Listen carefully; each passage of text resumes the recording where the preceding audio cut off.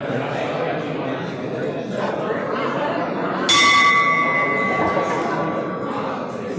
everybody to the November 10th Rotary Club of Edmond meeting. We are going to start with today's impact before pledge and prayer. This week's impact is appreciation. So a couple things that come to mind.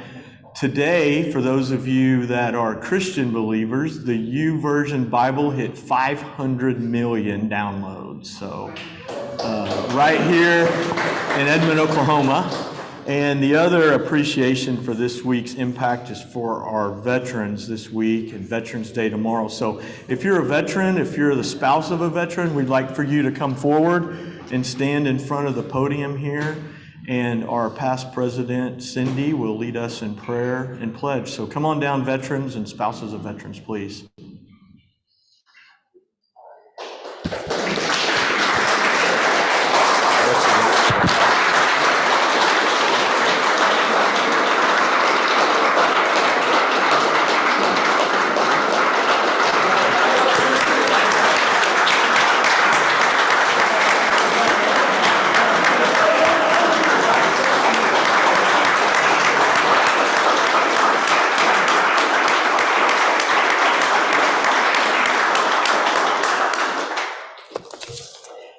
I'm honored to stand before you today and ask that you bow your heads in prayer.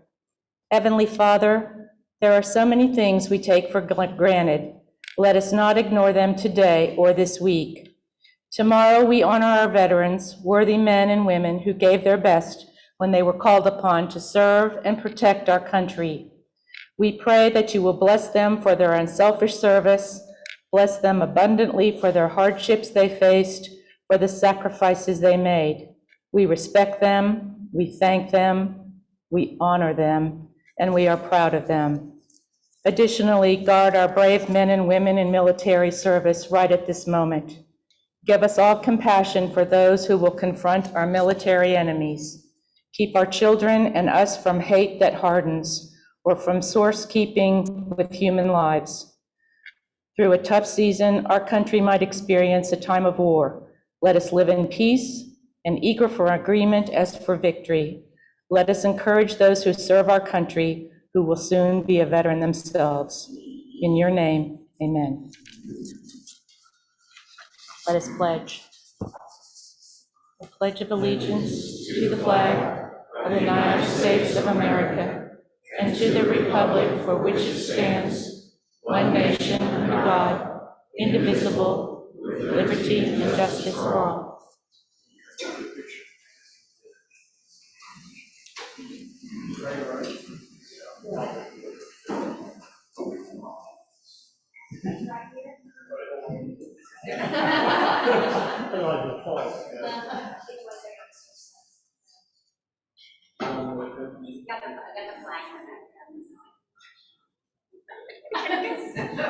You're fine, Cindy. We'll crop it out.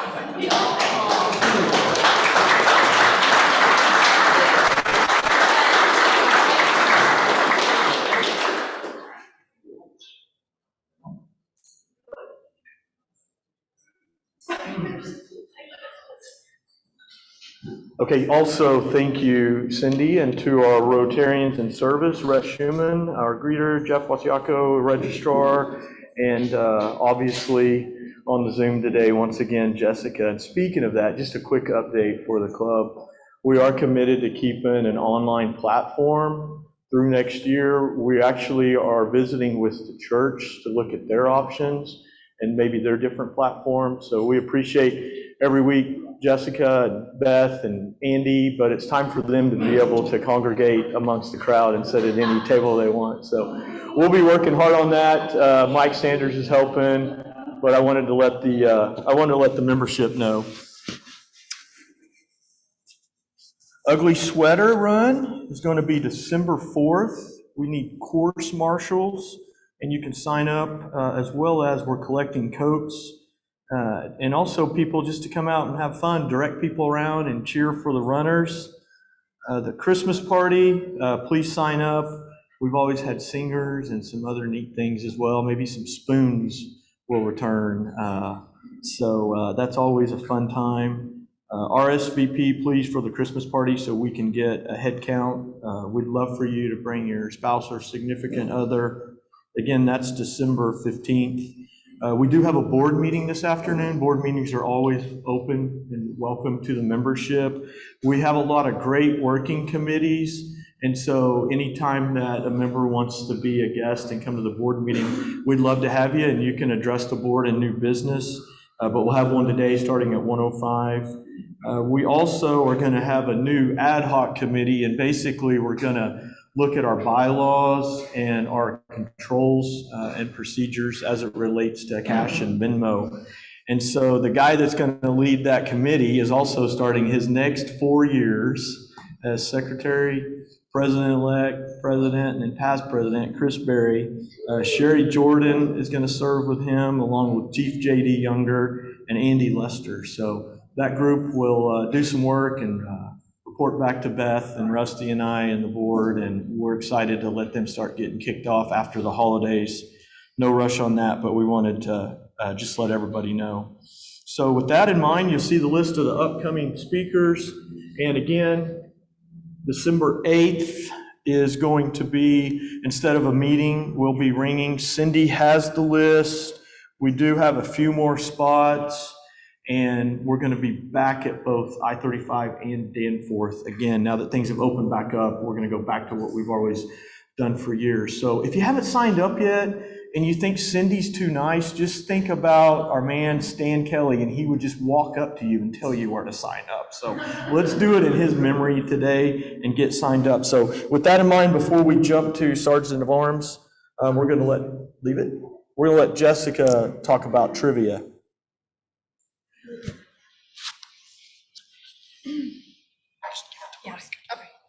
Okay, I'm back. Y'all are gonna get tired of hearing from me, I can tell you right now. Okay, so trivia, talked about it last week, but for those who aren't here, and there's a lot of people here, you are very popular, Representative Martinez, my goodness. Did you pay these people to be here? Okay. Okay, December 1st, trivia, 11:30 here, live, from to 1. It's $25 per person, or if you want to build your own custom team of all Smarties, it's $150. Just to clarify, you do not have to know a thing about Rotary to play this. This is general knowledge. We're going to have some audio. We're going to have some pictures. We're going to be determining at the board meeting today what package we buy as far as like what the categories will be. So you don't have to know anything about Rotary to play this. I can tell you that right now. So $25 per person. You can Venmo to JD-Younger, $25 or the $150. You can write Allison a check. You can, what is the other way? Pay cash. We like cash. That works too. I'm going to pass around the individual signups, one on each side, and then I'm also going to pass around for you to build your own custom team if you want to do that, okay? What will happen if you sign up as an individual, the day of, you'll come in, we'll give you a number, you'll sit at your seat, and you'll wait and determine who's going to be playing with you. So it's all random draw. There's no stacking of the teams. We promise you of that. So once again, we want to thank James and Dana Boggs, they're our presenting sponsor. We have Chuck Musgrave as a One Break sponsor, and then Tinker Federal Credit Union is going to be our other sponsor. So we have no more sponsorships available. We sold those, so thank you guys so much for that. And if you guys have any questions, my email is on the flyer. You can ask Allison or find me after, and we'd love to get you guys signed up. Thank you. All right, Mike, is Mike next? Is that what you said? Okay. How do we want to do this? Yes, Grab one of this these. Look me up. Welcome, Rotarians. First of all, do we have any guests at the meeting today we could introduce? Chris? James and myself have a guest today, Zach Shirley. Zach is a commercial relationship manager, vice president of First Valley Bank here in Edmond.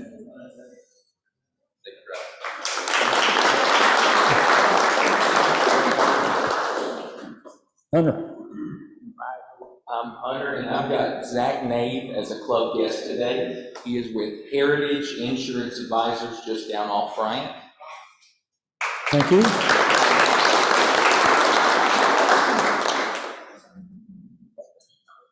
I'm paying $1 for Richard Blankenship, who is also a veteran. Thank you, Richard. I don't think I see Jennifer Seaton here, but I wanted to praise her and Representative Mike Osborne, who was here a few weeks ago. I think they had over 550 riders in Cycle 66 on Sunday. They successfully did. One other thing in honor of our veterans, tomorrow at 4:30 p.m., a veterans ceremony at the Farmers Marketplace, which is where Farmers Market happens in downtown Edmond. Would love to see you at 4:30 tomorrow. Thank you.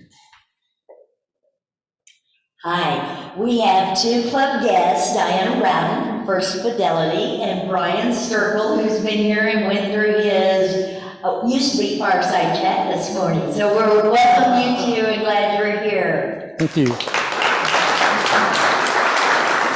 Any more guests?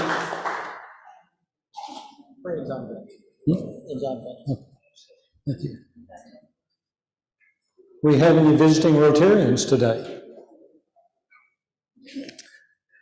I'd like to remind you, and President James sent out an email, but on the center of your table is a decorated jar, and that's where we're taking contributions, cash check, or perhaps even Venmo, to reward the staff for the hard work they put forth for us this year as we've gotten back to in-person meetings. As I mentioned earlier, tomorrow is Veterans Day. It was 50 years ago, actually today, that I enlisted in the Air Force. And some of you may be wondering, yes, my uniform still fits. That's the only part that still fits.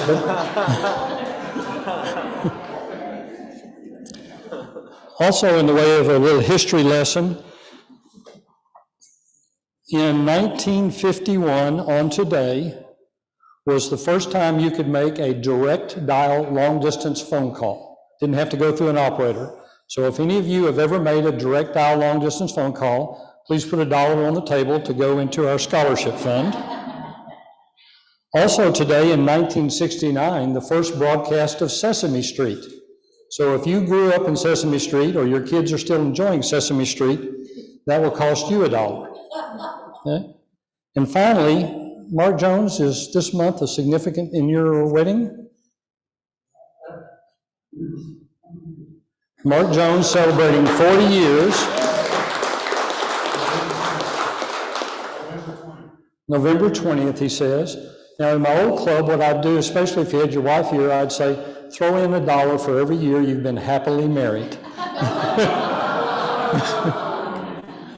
But in your honor, what I'd like to do is Mark is a guy of few words, but when it comes to writing, he's got a lot of words.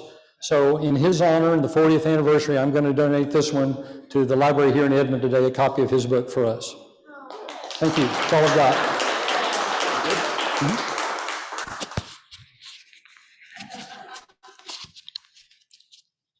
All right, Mike.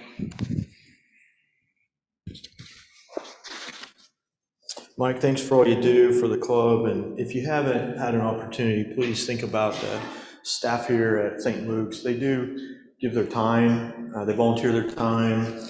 If you were to tip $1 a meal, which was in my email, so they say, say it, let them read it, now let them hear it. That would be around $50 a year. But we just ask you to give what you want. We're trying to raise about $1,200, and we're actually going to bring the staff in here in a couple of weeks and surprise them. So we appreciate Mike taking the charge and leading on this, as well as all the other things Mike does. So while you're getting your dollars out, my favorite part of the meeting, we get to say hi to our friends on Zoom. So everybody wave and say hi to Cynthia Ormsby, Andy Lester, Ray Hibbard, Linda Banks, Dawn Mamer, welcome, and Barbara DeMayo's house. So say hi to our friends on Zoom. And then we will have Sherry Jordan introduce today's guest. Okay. Bring it back to me. Okay. Trust me going upstairs. Hi, everybody.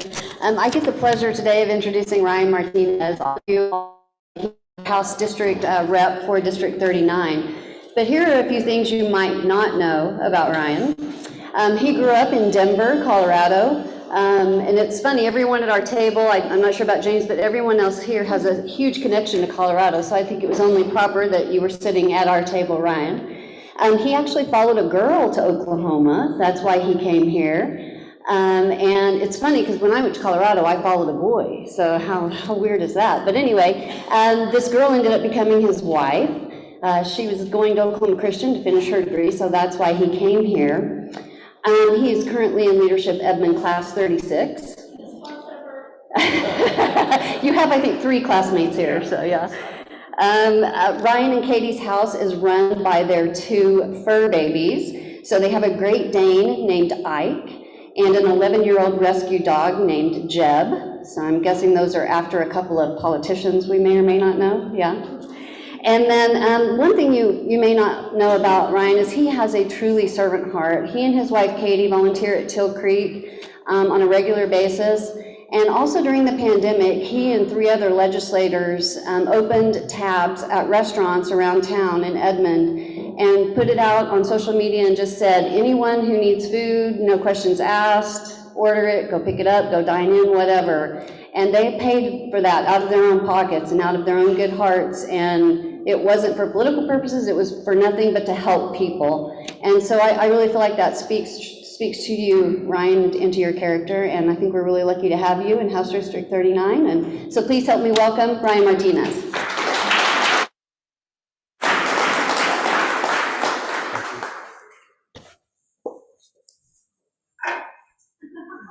I'm very happy to be here today. Thank you so much. It's always nice to be speaking in Edmond, to see so many friendly faces, so many people that are great leaders in such a great community.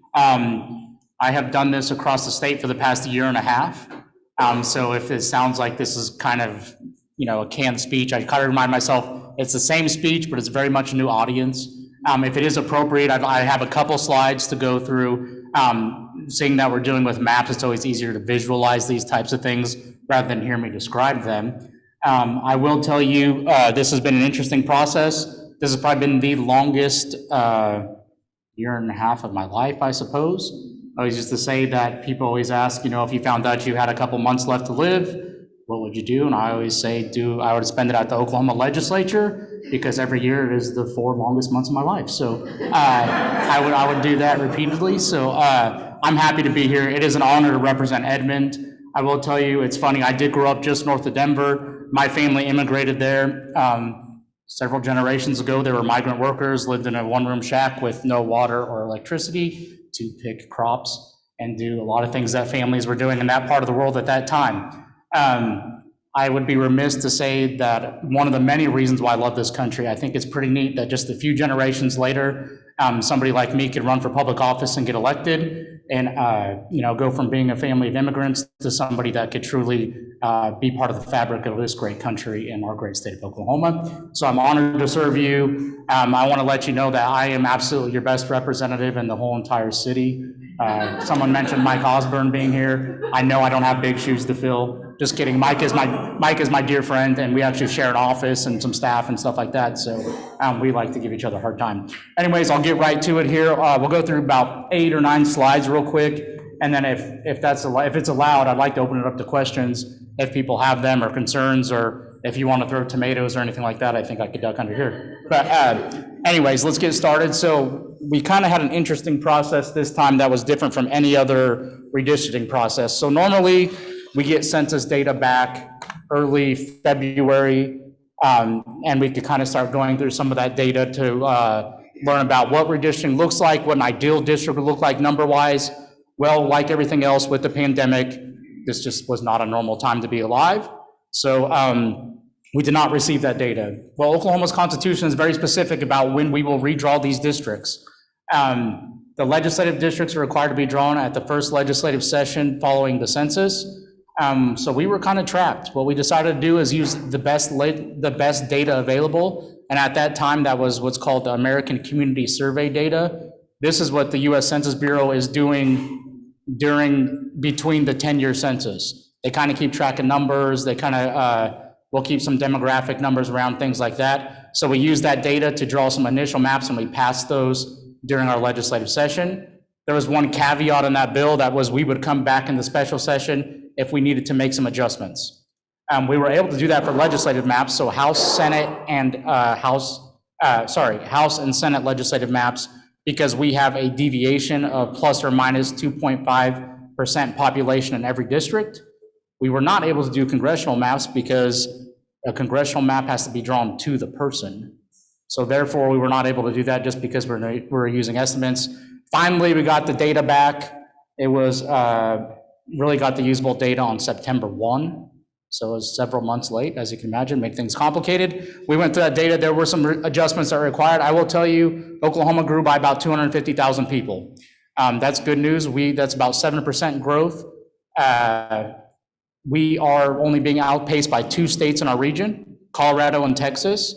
I think trying to compete with either one of those states at this point is very tough. As you can imagine, the growth there is significant. And we are pretty much on track with the national growth level. I will tell you that this is the smallest amount of growth as a country that we've had since the Great Depression. There's only been one more time. This is the second slowest growth as a country that we have. Some of the things that are noticeable in the census is suburban and urban areas grew significantly while rural areas shrunk significantly in population. So this is not only an Oklahoma issue, this is a national issue where you're seeing people move closer into the suburbs and into suburban areas. I think we all know why. Edmond's a great place and a lot of people want to move here. So there is a significant amount of growth in Edmond and surrounding areas. So basically most of Oklahoma's growth was Oklahoma, Canadian, and Tulsa counties. All other counties lost population. So I kind of went over this. This is a good graph to kind of show some of the growth that happened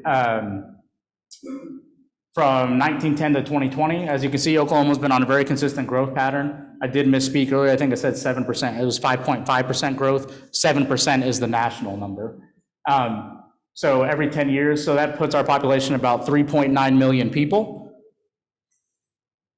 This is population growth by county. So this will kind of show you a little bit of what I was talking about. The dark green counties are the counties that grew in population. The white counties lost population. And the lighter green counties grew, but they're quite not on pace with state growth. So you can see it is pretty much surrounding suburban areas. Southeast Oklahoma lost a significant amount of people. And that makes it interesting because obviously the goal of redistricting is to equalize districts, make sure that each person has one vote and people representing Oklahomans have an equal number of citizens living in them. This is always an interesting map to show. As you know, Congress and the House of Representatives are elected based off of population. So here are the winners and losers of our population shift as a country. As you can see, the big winners, Texas gained 2 congressional seats, Florida gained 1, North Carolina gained 1, Colorado gained 1, Oregon gained 1, and Montana gained 1. The big losers, California and New York both lost a seat. Illinois lost a seat, West Virginia lost a seat, Ohio lost a seat, Michigan lost a seat, and Pennsylvania lost a seat. Oklahoma will simply retain its 5 congressional seats to get to that 6th congressional seat back to the state. We lost that after the 2000 census, if you recall. We needed to add at least 216,000 more residents during the 2020 count. So we got halfway there. We're not really that close to adding another congressional seat, but we're not really that close to losing one either. Here is the proposed congressional plan. I don't know how easy it is to see the map online, or from here we could go into further details on questioning, but I'll give you a couple really quick updates. The ideal district population for a congressional district is 791,871 people. As mentioned before, there is 0% deviation. So there are allowed, since we have an odd number of people living in Oklahoma, we have 3 districts that have 1 more person than the other 2.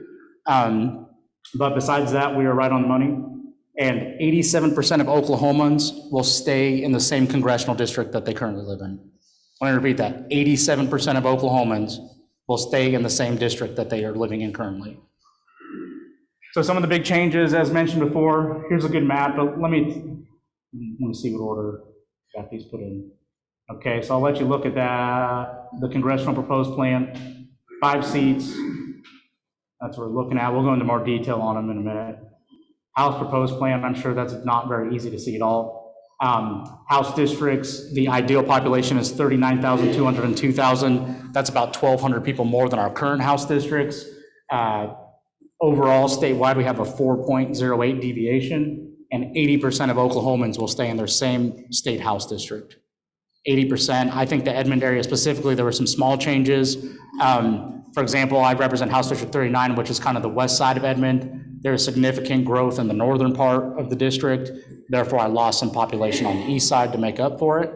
Far west Edmond, kind of what you think of Edmond, Deer Creek area, that was the fastest growing district in the entire state. There's about 15,000 new people that moved there in the past 10 years.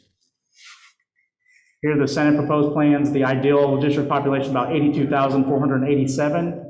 Overall deviation is 4.86%. 71% of Oklahomans will stay in the same Senate district. I know that's not very clear to see. As you can see, it's interesting to me. You have a senator that kind of in the northwest Oklahoma that covers a huge amount of land mass there, goes all the way from the Panhandle down to Roger Mills County. It'd be faster for that senator to get to Denver, Santa Fe.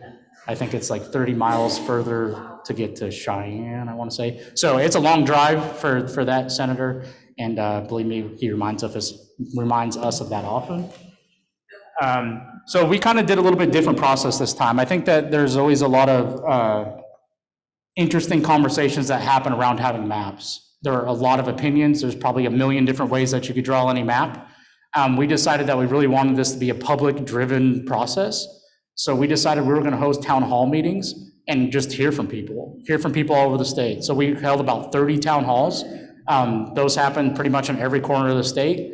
You were welcome to come there, share your thoughts, your ideas, communities that matter to you, reasons why you thought things should stay together or shouldn't stay together. So that was the first time we did that in state history. I think 10 years ago, there were between 6 and 10 town halls. We decided to take it to the next level and go and do 30. So then those were the original town halls. All the cities you could see listed that were visited: Ada, Oklahoma City, we did 2 meetings, Tulsa, Chickasha, Pryor, Durant, Ponca City, Clinton, Enid, Owasso, McAllister, Lane, Chandler, Tahlequah, Lawton, Ardmore, and Woodward. Finally, in the summer, we did 5 in-person town halls, and that was to talk about congressional districts. Specifically, we held 1 in each congressional district to make it easy for people to get to. We also hosted all of these virtually. All of these have been recorded. They are currently on the House Redistricting website. We received emails and comments. Every email I received that was a suggestion or a comment is also posted for the public on the House Redistricting website. If you really have a lot of extra time in our board, feel free to look at all of those things. Later tonight, it's a very excellent thing to watch. Those meetings in Oklahoma City, Tulsa, McAllister, Lawton, and Enid. I'm going to go back to these proposed maps and just go over a couple really quick details. I'm going to start with the House plan and just give you a couple different things. So there are a couple different ways that House redistricting plans are measured. A couple of things I worked on is all districts have to be a continuous line. So, I can't have one chunk of Edmond, a big gap, and represent a small part of Oklahoma City. Everything has to be contiguous. That has been accomplished. There are 35 whole counties, 42 split counties. There are fewer county splits in this revised plan than the plan that we initially enacted in May. This overall plan is more compact. There are compactness scores that talk about shapes of districts and overall size and how well connected they are. So we have improved that. 20% of Oklahomans will be represented by a new House. The difference in this map versus the one enacted in May, the absolute growth in suburban areas was more significant than we predicted. We thought that eastern Oklahoma would lose about between 35 and 40,000 people. That number is closer to 70,000 people, so about double. So you see a massive shift of population in Oklahoma, especially out of the more rural eastern part of the state into suburban and urban areas. Like mentioned before, those are some in Oklahoma City proper, but mainly the suburban areas on our side: Edmond, Piedmont, Yukon, kind of those areas.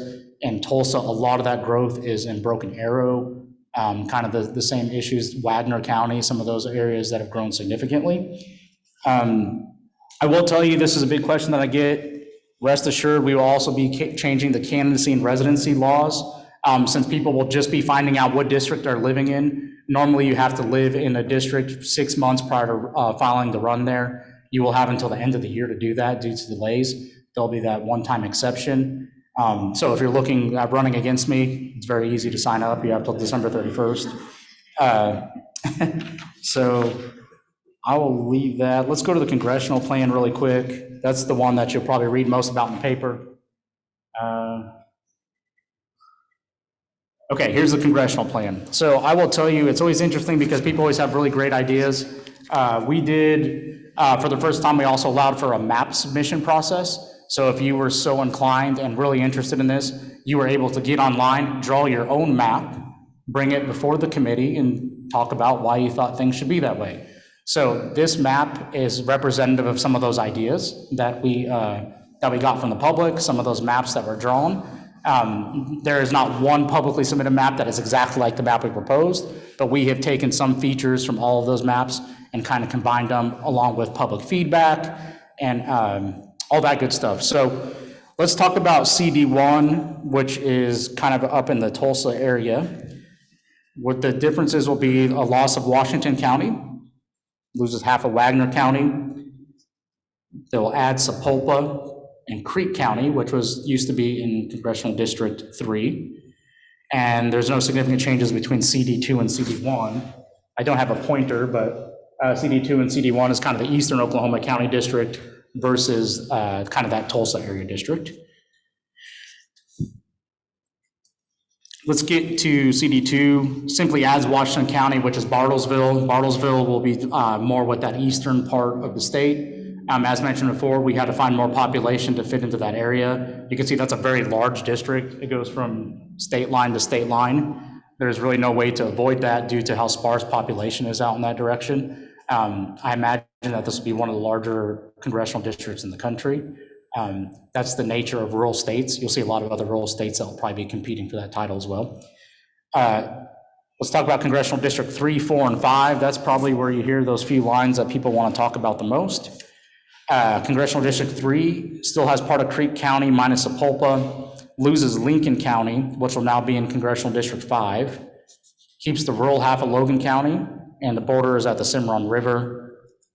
Finally, adds about 181,000 residents in Oklahoma County south of 23rd Street between Western and Portland. This will increase the influence of Oklahoma City and Oklahoma City Metro in Congressional District 3. The Oklahoma City Metro and Oklahoma City area are currently represented by 3 congressional members and have been for the past 40 years continuously. During our public feedback, we heard from residents of Oklahoma County and Oklahoma City that that's what they wanted to continue. They saw the value of having 3 congressional members represent their area, so we were able to honor that public request, and there'll continue to be 3 members of Congress from Oklahoma that have a part of Oklahoma City. Congressional District 4, which is kind of the southwest part of the south, kind of central part of the state, going up into Norman, adds Del City, includes more Midwest City, Tinker Air Force Base, and surrounding base communities in Fort Sill remain together. The #1 comment that we had throughout this whole entire process of town halls was the value of keeping our military bases together. Those committed, Fort Sill and also Tinker Air Force Base. As you know, a lot of the people living in those communities around there work on those bases. Those communities have invested huge amounts of dollars into those bases. It is more beneficial when the time comes for that one congressional member representing those bases can go back and make sure that those bases are protected from BRAC or base realignment. So that was overwhelming public comment. We were able to honor that and keep both of those bases in the same congressional district. Finally, Congressional District 5, right here where we live, retains Potawatomi and Seminole County. That was one area that was talked about at great length. There was overwhelming public comment to keep those in Congressional District 5. You've seen some growth in Shawnee and they attribute that to being connected to the Oklahoma City Metro and having people be able to live there and drive into town, and they thought it'd be very beneficial to stay with CD5. Lincoln County is one of those outlying counties that also kind of fit into that same profile as a Potawatomi and Seminole County. A lot of folks that live in Lincoln County drive into Oklahoma City and work here and have connections here, so they were put in. And then finally, Logan County. I think being in Edmond, I think there would be a lot of people here that understand the connection of Edmond and Guthrie. Guthrie has a lot, and Edmond, we share an airport, for goodness sake. We do a lot of things together right here along the I-35 corridor. So for the first time, well, I don't know if it's the first time in history, but a new change is Guthrie and Edmond will be in the same congressional district. So I think that's a big win for Guthrie and Edmond, since we do a lot of work together. We got some great public feedback about that and the value of having Guthrie be here. I'll leave it at that and maybe open it up to questions if you'd like. I will tell you one thing, being here in Edmond, that I do want to highlight back on the House plan. There was one new House district that was moved to our neck of the woods from eastern Oklahoma. What we decided to do is combine two districts on that side of the state, and a lot of the public feedback we heard from kind of eastern Oklahoma County, Hara, Choctaw, kind of those groups, Luther, they really saw the value of having their own House seat. We were able to honor that because of growth. So House District 36, which used to be close to the Sapulpa, Sand Springs area, will now be moved, and that'll be in eastern Oklahoma County. Hara, Luther, some of those areas will have their own their own House of Representatives member as requested. With that, I will open it to questions. It could be about redistricting. It could be about really anything. I'm happy to visit about it. Yeah. I'd rather talk about your dogs, but. I'm happy. That's actually, my wife and my dog is the most exciting part about me, so. Speak to the changes we're going to see in the city limits of Edmond as far as on the Senate side goes, because I think now we're going to have about 5 senators that are city limits. Yeah, let me talk about the Senate a little bit. So, as you can see, there was a lot of growth in eastern eastern Edmond proper, as you can imagine, and as you know very clearly. So what had to happen is there was some population that had to be picked up by another member. So there will be Zach Taylor, he lives in Seminole County, will be taking a chunk of that area. It made a lot of sense as those areas are growing and becoming more part of the metro. As you see the shift from rural to urban, you're having to see what I call border districts that used to traditionally maybe be more rural and bumping up against suburban and urban areas, are having to shift inward to pick up that population. There's just no other way to do it. There are a lot of rural communities that are very stressed about that and don't really love it, but the numbers are the numbers. And we should have a conversation about why people are fleeing rural Oklahoma. That's a worthy conversation, but this is a very data-driven process. This is a process that where people live is where we have to draw the lines, right? So I do think that you see more of that. You see more of those traditionally what you would consider more of a rural area, kind of a hybrid seat, where you might be coming into Edmond, but you're still representing a more rural-ish type part on the back end. Senator Greg Treat, for example, on my side of town, kind of the western side, we currently live in the House district represented by Senator Merrick. After this change, I'll be living in the district represented by Senator Treat. So Senator Treat's district is having to push further up into the Edmond area to pick up some of that growth in that population in the western half. So there will be a significant change to the Edmond delegation. I do think it is for the best. In my opinion, I've always been of the personal opinion, being somebody that legislates down at the Capitol, the more people we could have in our Edmond delegation, the better it is for Edmond. The delegation that we have right now, we really work together. We're able to accomplish a lot because we work together. And if we add a few more people to that mix, those are just a few more people that we could work as a team together. So I'm excited for that, and I think that we'll get some talented people and make sure that the Edmond delegation continues to grow.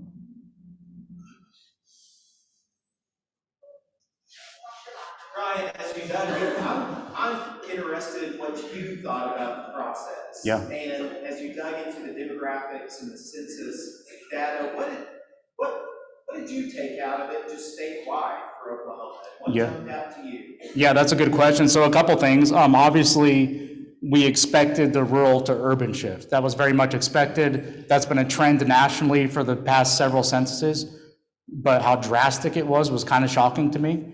I do think that we need to have a bigger conversation statewide about what rural Oklahoma looks like going forward.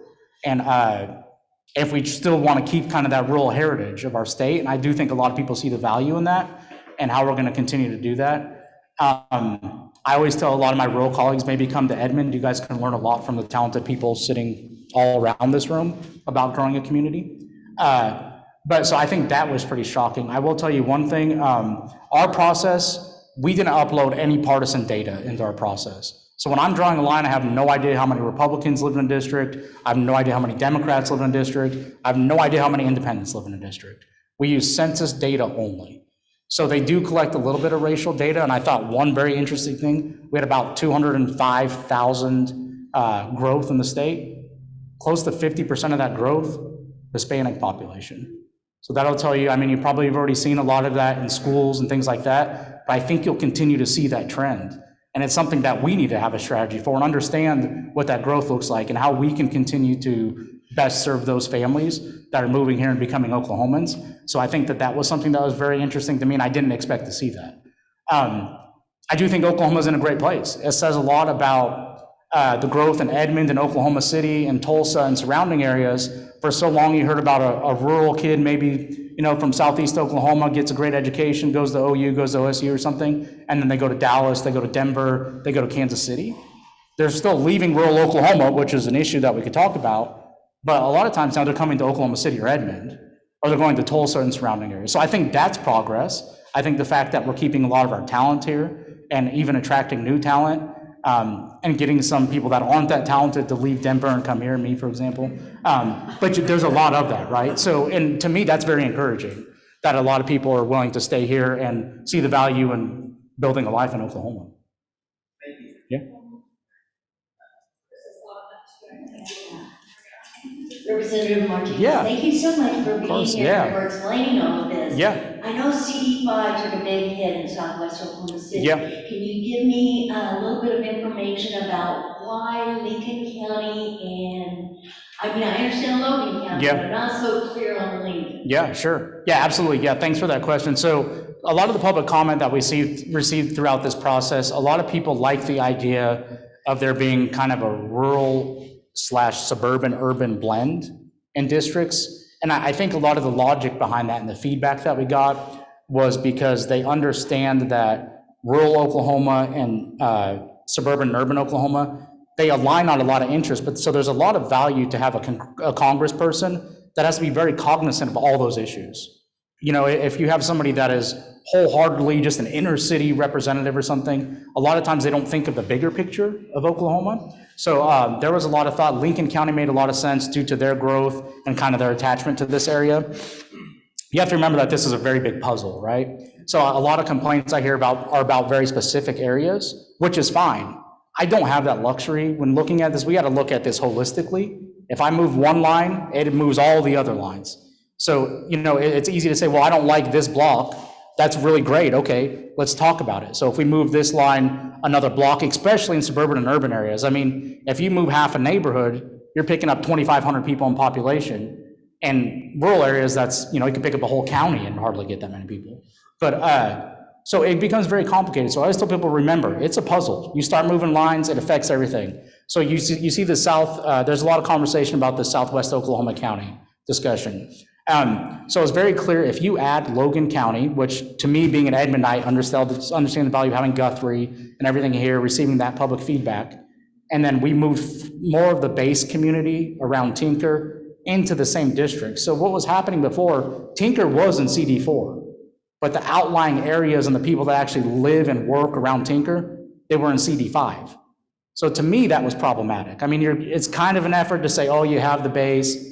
Well, it's neat to have the physical base, but none of the people, it's problematic. So we did that. We moved Midwest City and Del City and some of those areas into CD4 to stick with that base. So you start taking out population there, you add it here, up top around Lincoln and Logan, you have to take out more from somewhere. So where do you take that population from? So historically, Southwest Oklahoma County, this isn't a new idea. And for 10 years, Southwest Oklahoma County was in CD3. I guess that's the thing that was interesting to me, is saying, well, where do you get that population? Let's look at historical lines, see if we could get communities into areas that they had been in the past. And so that's kind of how the cookie crumbled on that area, where coming into this historical base seemed to make the most sense. Change subject a little bit. Yeah. there's a lot of information floating around. The Chinese nationals are investing a tremendous amount of money in our marijuana industry. That's right. What can you tell us about that? Yeah, so I'm happy to share. It is a very shocking and jarring topic. You could pretty much find any one of my colleagues that represent a rural area that will talk about the immense amount of land that's being bought up at very high prices for people coming here to Oklahoma that are looking to grow marijuana, oftentimes illegally. There's a human trafficking element that comes along with that. They're growing marijuana and usually shipping it out of Oklahoma and taking it elsewhere just because it's very cheap to do that here compared to growing it in California or Colorado. So what I'll tell you about that is we recently hired a new Oklahoma medical marijuana, our kind of arm that's going to police all this, a new executive director that's very much a professional. We're currently looking to hire 100 new inspection agents across the state. So they're stepping foot in every one of these grows, figuring out who's here, why they're here, if they're following the rules, or if they're not. Prior to this, we have had the Medical Marijuana Authority. There haven't been inspectors, there haven't been staff, so it's kind of an honor system, and we all know how that goes, right? The bad actors will either not report what they're growing or what they're doing, and if you can't confirm it, it doesn't matter. So furthermore, I mentioned the human trafficking element. So I've been in contact with some people kind of in the Western District of Oklahoma. The FBI is obviously involved in investigating this, the Oklahoma Bureau of Narcotics. There's a multi-agency effort to crack down on a lot of these. And you have seen a lot of these illegal grows being cracked down on recently.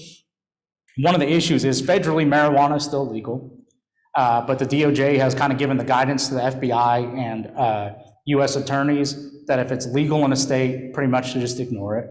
So that's kind of been the case. One of the ways to crack down on a lot of these illegal foreign interests coming here is the human trafficking element. There's a lot of illegal human trafficking going on, so there's been a crackdown on that side. But I actually just kind of got an update from one of my friends over in the Western District of Oklahoma U.S. Attorney's Office saying that they have started raiding some of these grows. Finally started cracking down.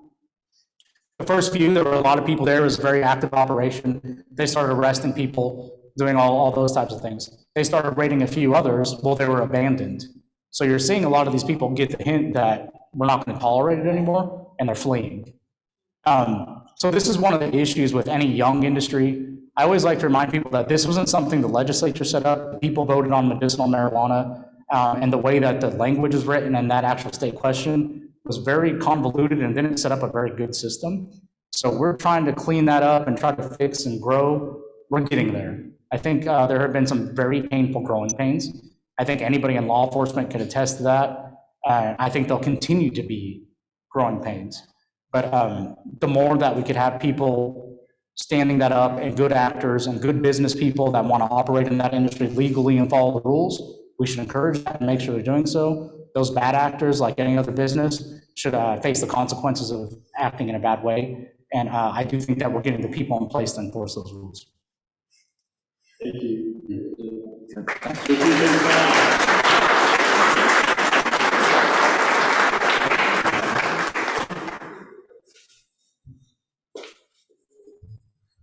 know, you're a guy, we appreciate your time, but we also know that you love Edmond and all the things that your family does.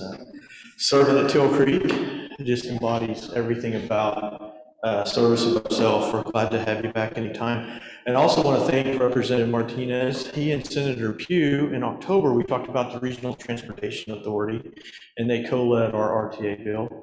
I still don't know who that one no vote was, but that's okay. I'll hunt it down. Okay. Almost perfect. It's probably because they didn't like me. It wasn't anything. They're probably from Tulsa, right? That's probably. Just a reminder, at 1:05 in room 131, we'll have a board meeting. And if you still have any items to give to Barry Bell, where's Barry? Raise your hand, Barry. Thanksgiving. I think we are all good. We currently, at the last count at my house, have 16 bags, and it looks like we've covered that, so I don't believe we'll have to do any shopping. So thank you for your generosity and because of our technology, you got one more, because I got a message a while ago that's coming your way. Just a reminder, if you want to give to the team that serves us here at St. Luke's, and Representative Martinez will continue our tradition of donating a book to Ida Freeman here in Edmond. And The True Stories of Survival. I'm gonna add a chapter to that after redistricting. Okay, good, yes. Well, you can have another book. Yeah. And he says to the kiddos at Ida Freeman, keep reading and dreaming, Representative Brian Martinez. So thank you. And then we'll have you draw for our scholarship. So half the money goes to the winner and the other half goes to our scholarship fund. Last four, 4617, 4617. Dan, he's on a roll. We had like 35 cards when you pulled the King of Clubs, or the King of Diamonds, right? Okay, so, because Dan pulled out, it was King of Clubs, right? In honor of Buddy Morris, King of Diamonds, like with 47 cards left. Now we've moved on to the Ace of Clubs. Okay. It's that one right there. So close. not even close, but the all favorite, your choice of a kiss. Oh, you got them both.